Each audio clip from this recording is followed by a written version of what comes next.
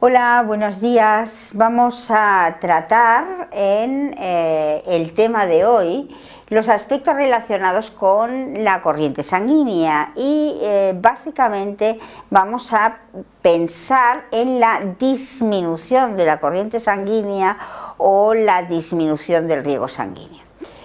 Como pueden ver en esta diapositiva, esta disminución puede ser completa o total, o puede ser incompleta. Si es completa o total, no llega sangre, aunque luego veremos que puede ser que llegue sangre pero no llegue oxígeno, pero aquí nos interesa cuando la sangre no llega en absoluto y entonces estamos delante de una isquemia.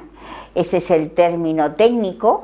Y esa isquemia de este territorio produce la muerte de este territorio. Y la muerte de este territorio, cuando no entra sangre de origen arterial, se denomina infarto.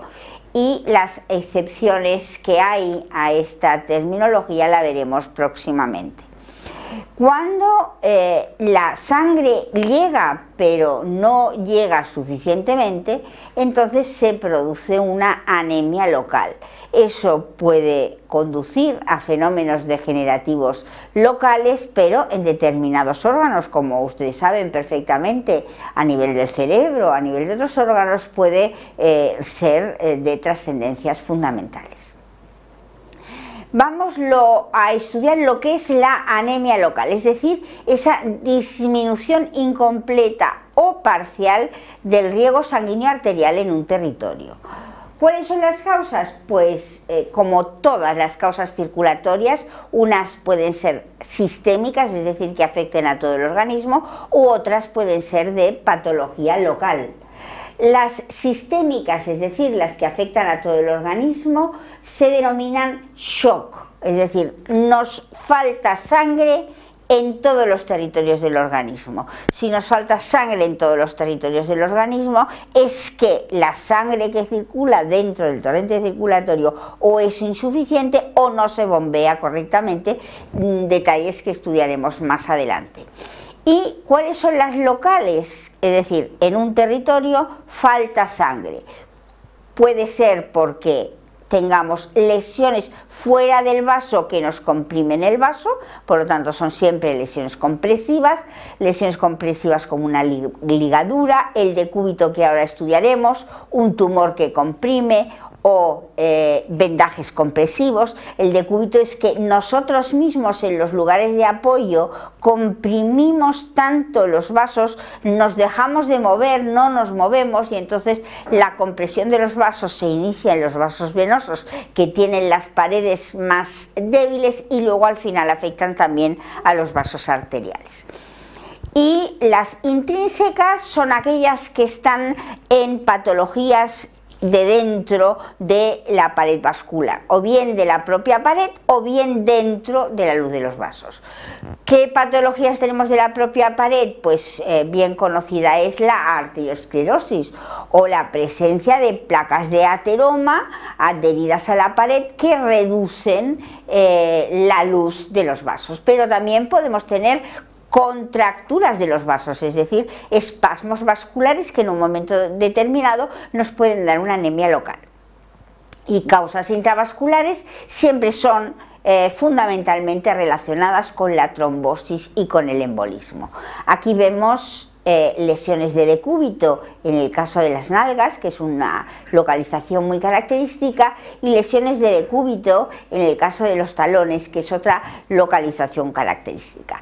¿Cuáles serán las características anatomopatológicas del órgano? Pues si no tiene sangre, va a ser más pálido. Si no tiene sangre caliente, porque es la sangre que nos viene por la vía arterial, va a disminuir la temperatura. Y si no tiene sangre, le va a disminuir el volumen, porque la sangre, quieras o no, ocupa un volumen dentro de este órgano. ¿Y cuál va a ser la consecuencia de que llegue menos sangre a un órgano o a un territorio? Pues va a ocurrir fenómenos degenerativos que pueden ser reversibles o irreversibles. ¿Qué ocurre cuando la sangre se va parando progresivamente? Primero, antes de saber lo que ocurre cuando se para progresivamente, tenemos que saber cuáles son las características de la circulación de la sangre normal. Y las características están determinadas por la ley de Farades, que nos indica cómo los sólidos circulan dentro de un líquido. Dependen de la velocidad de la corriente, depende del tamaño de las partículas y de las propiedades especiales de determinadas sustancias, en este caso de los componentes sanguíneos. Si nosotros vemos aquí tenemos dos corrientes, una que es un poco turbulenta, es como si tuvieran, estos son burbujas, es como si tuvieran lesiones en la pared, y otra que es un flujo mucho más suave. Ustedes pueden ver aquí que siempre queda un espacio y que además las partículas más gruesas van siempre en el centro de la corriente, y queda un espacio porque es el espacio más lleno de líquido que evita que se produzca una lesión de estas partículas con la pared del vaso. Ven ustedes que siempre queda un pequeño espacio en la parte lateral, que es mayor cuanto más rápida va la velocidad de la sangre o la velocidad de cualquier fluido, porque da igual un fluido que otro. ¿Qué importancia nos tiene esto? Fíjense ustedes qué ocurre cuando la sangre circula normalmente. Hay una pequeña cantidad de espacio que es de micras, en el que hay solamente líquido a ese nivel. Eso es un fenómeno de seguridad, porque ninguna de las partículas que tenemos en la sangre toca realmente las paredes del vaso y roza por algún motivo. La segunda característica es que las cosas que pesan más, por ejemplo las burbujas, siempre van por el centro. Es decir, las cosas que pesan más, ¿qué son para nosotros en la sangre? Pues fundamentalmente los glóbulos blancos, los monocitos, los leucocitos, etc. O sea que verán ustedes que en el centro de la circulación sanguínea hay un espacio que no es rojo, es decir, que tiene pocos hematíes, porque ahí están circulando los elementos formes que más pesan, que son los glóbulos blancos. Y entre el espacio este blanco y los glóbulos blancos circula justamente la parte roja, que son los hematíes, porque los hematíes circulan sueltos. Ahora bien, hay un problema, que cuando esta sangre se enlentece, los hematíes se pegan formando pilas de moneda. Esta es la razón por la cual cuando nosotros ponemos la sangre en una pipeta, la sangre sedimenta, es decir, es la de las propiedades de la velocidad de sedimentación sanguínea. Y hay personas que tienen la velocidad sanguínea, sedimentación sanguínea más elevada, con lo cual la formación de las pilas de moneda es mayor. Si se forman pilas de moneda, el elemento más pesado va a ser ahora la pila de moneda. Por lo tanto, ¿qué pasa? La pila de moneda queda en el centro. ¿Y qué queda en la periferia? Pues quedarán los otros que también son grandes, que son los glóbulos blancos, y luego ya quedarán los más pequeños. Lo que siempre está casi en contacto con la pared son las plaquetas, que son las más pequeñas de todas, pero por suerte no rozan la pared, porque tenemos una zona de plasma, de líquido, que es el que da la seguridad de que las plaquetas no se van a activar. Pero a medida de que nosotros enlentezcamos, es decir, vayamos parando y enlentezcamos la sangre, ¿qué es lo que ocurre? Pues si nosotros inicialmente lo que teníamos era una corriente axil, es decir, los elementos formes de mayor peso iban por el centro, los hematíes y luego las plaquetas y luego el líquido plasmático, se nos invierte. ¿Por qué? Porque ahora los elementos que más pesan son las pilas de moneda, que van al centro, y entonces de una corriente axil se pasa a una corriente marginal, perdón. En la corriente marginal lo que hacemos es el plasma que tiene 10 micras solamente, y ahora cuando invertimos la sangre, en la zona marginal lo que tenemos son los leucocitos y tenemos incluso las plaquetas.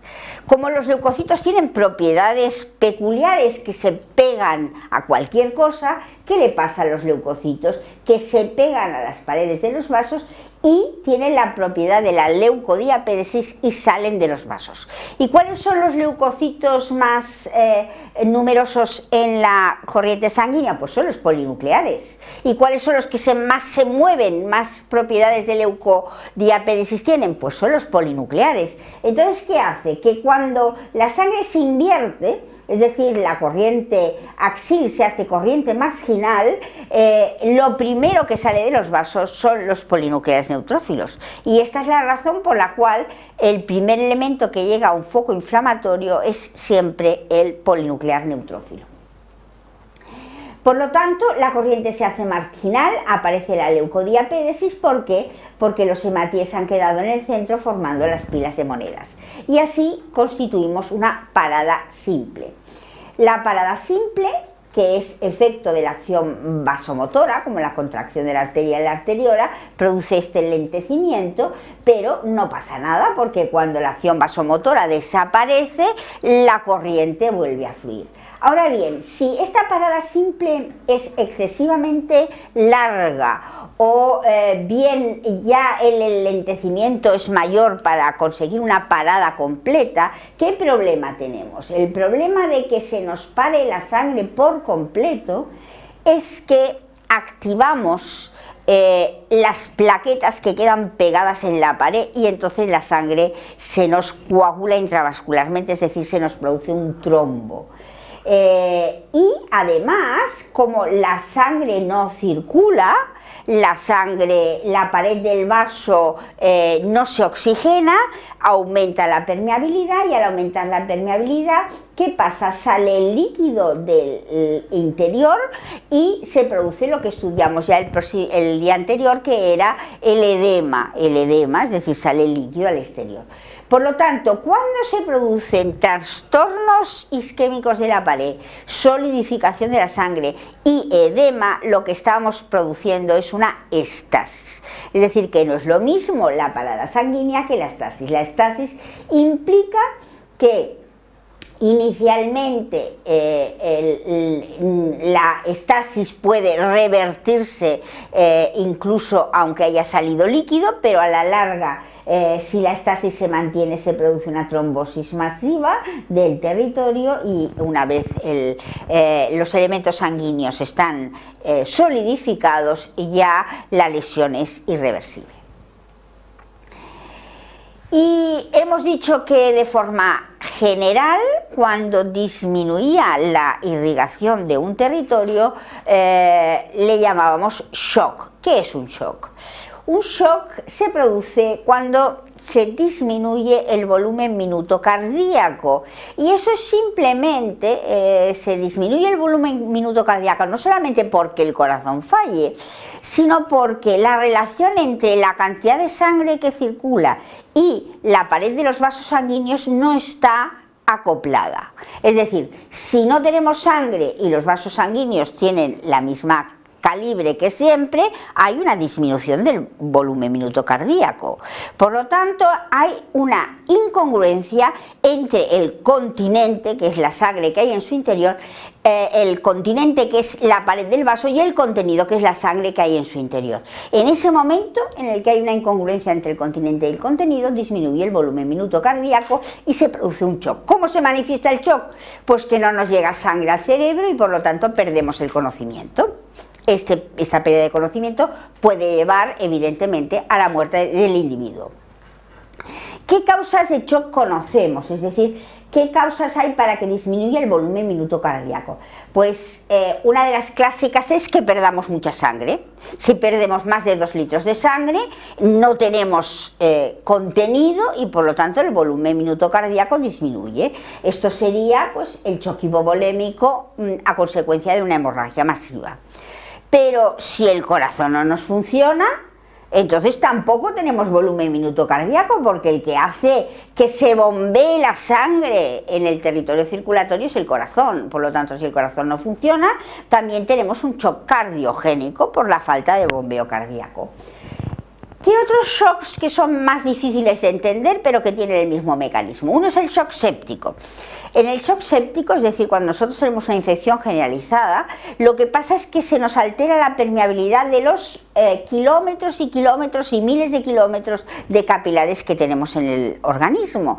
Y se nos altera esta permeabilidad, hemos visto que salía el plasma, y si sale el plasma nos quedamos sin plasma, nos quedamos sin sangre en el interior del torrente circulatorio, y entonces también se produce un aumento del volumen minuto cardíaco, es decir, sería lo que se denomina un secuestro sanguíneo a nivel capilar.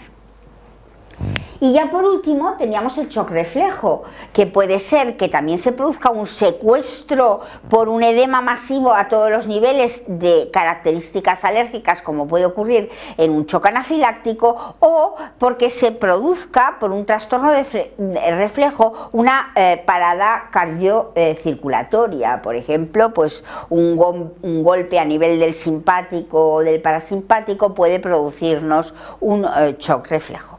Aquí tenemos algunos ejemplos de shocks evidentes en los que disminuye el volumen minuto cardíaco. Primero, si perdemos sangre, un accidente y perdemos más de 2 litros de sangre, entramos en shock. Segundo, si la bomba cardíaca no nos funciona, entramos en shock. No necesariamente, puede ser que simplemente tengamos un infarto de miocardio y nos recuperemos, pero puede ser que entremos en shock cardiogénico.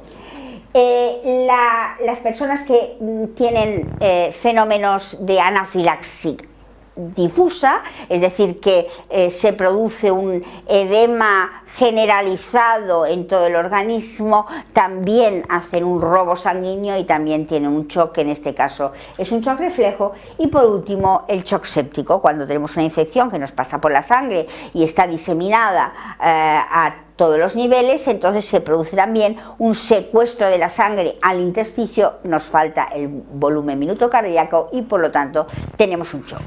Esos son causas de falta de irrigación sanguínea. El próximo grupo de trastornos que estudiaremos será lo contrario, el aumento de sangre en un territorio. Así es que muchísimas gracias y hasta el próximo día.